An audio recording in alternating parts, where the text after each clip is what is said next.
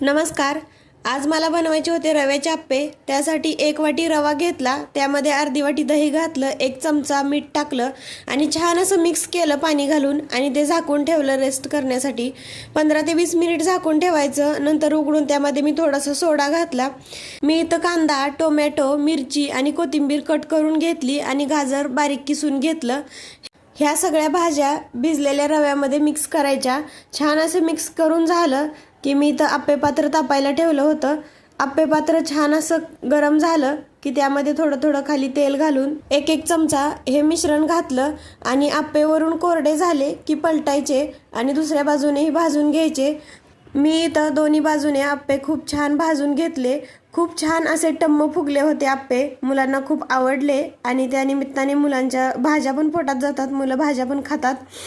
तसंही गाजर, टोमॅटो असं तर मुलं खात नाहीत.